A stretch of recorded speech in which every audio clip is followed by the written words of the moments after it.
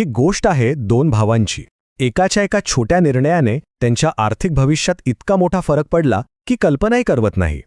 तर हे भाऊ होते अतापी आणि वातापी. दोघांनी मिळून एक सिनेमा पाहिला आणि एकदम ठरवून टाकलं की काहीही झालं तरी स्पेनला जायचंच.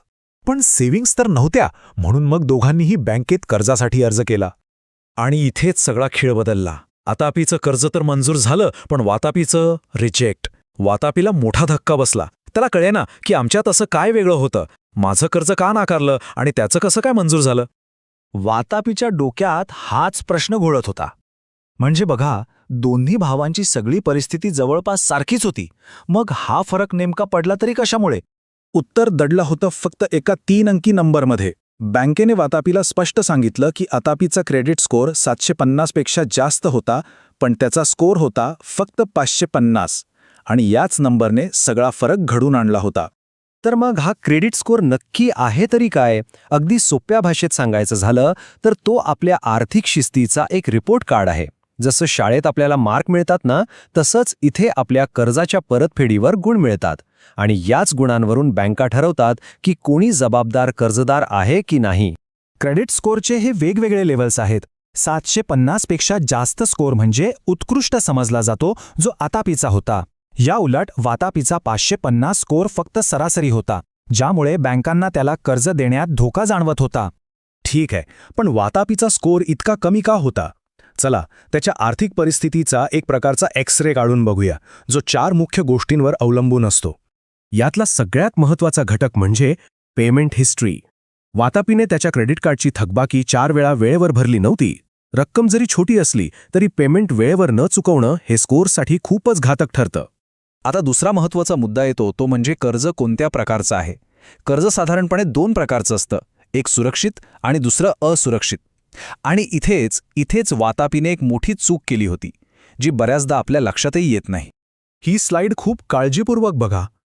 वातापीच्या एकूण कर्जांपैकी तब्बल 85% कर्ज हे असुरक्षित होतं. म्हणजे काय? तर असं कर्ज ज्यासाठी त्याने कोणतीही मालमत्ता म्हणजे घर, गाडी काहीच गहाण ठेवलं नव्हतं. बँकांसाठी हा एक खूप मोठा धोक्याचा इशारा असतो. त्यांना असं वाटतं की ही व्यक्ती पूर्णपणे कर्जावर जगत आहे आणि भविष्यात परतफेड करू शकली नाही तर त्यांच्या हातात काहीच लागणार नाही. त्याच्याकडे 3 क्रेडिट कार्ड्स होते, एक पर्सनल लोन होतं आणि फोनवरही कर्ज होतं. बँकेच्या दृष्टिकोनातून हे चित्र असं दिसतं की ही व्यक्ती पूर्णपणे कर्जावर अवलंबून आहे आणि पैशांचे नियोजन करणं जमत नाहीये. सुरक्षित कर्जांपेक्षा असुरक्षित कर्जांचं प्रमाण जास्त असणं हे आर्थिक अस्थिरतेचं लक्षण मानलं जातं. तिसरा घटक आहे क्रेडिट युटिलायझेशन. म्हणजे समजा क्रेडिट कार्डची लिमिट 1 लाख रुपये आहे, तर त्यापैकी किती रक्कम वापरली जात आहे हे प्रमाण खूप महत्त्वाचं ठरतं. एक सामान्य नियम असा आहे की क्रेडिट कार्डच्या लिमिटपैकी 30% जास्त वापरू नये. वातापी तर त्याच्या क्रेडिट कार्डची जवळजवळ पूर्ण लिमिट वापरत होता. यावरून बँकांना सिग्नल मिळतो की ही व्यक्ती पूर्णपणे कर्जावरच अवलंबून आहे. आणि शेवटचा घटक म्हणजे अनेक ठिकाणी चौकशी करणं. जर कमी वेळात खूप ठिकाणी कर्ज किंवा क्रेडिट कार्डसाठी अर्ज केला तर बँकांना वाटतं की पैशांची खूपच जास्त गरज आहे आणि व्यक्ती आर्थिक संकटात सापडली आहे. याचाही स्कोअरवर नकारात्मक परिणाम होतो.